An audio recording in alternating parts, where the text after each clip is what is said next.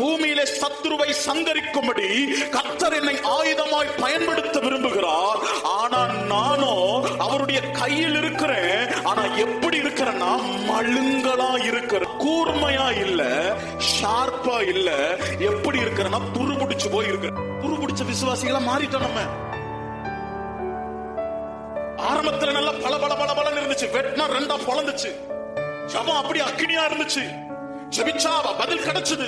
Pastor இந்த ஊழியத்துக்கு போலாமா, அங்க போய் ஊழியம் செய்யலாமா, கர்த்தருக்காக நிக்கலாமா, வைராக்கியம், விசுவாசம், ஜெபம் நல்லா ஷார்ப்பா இருந்துச்சு. ஆனா இப்ப என்ன ஆயிடுச்சு, அந்த ஆயுதம் மழுங்கலாய் போயிடுச்சு. தீட்டுறதுக்கு இடம் கொடுக்கல.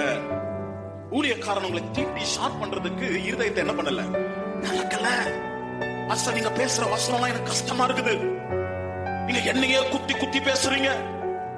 கர்த்தருடைய வார்த்தை உங்களுக்கு நேராய் வரும் பொழுது அது உங்களை தீட்டத்தக்கதான வார்த்தை என்று நீங்க அங்கீகரித்துக் கொண்டு அதன்படி நீங்க ஒப்பு கொடுப்பீங்கன்னா நீங்க மழுங்களா இருக்க மாட்டீங்க, நீங்க ஷார்ப்பான ஆயுதமா இருப்பீங்க.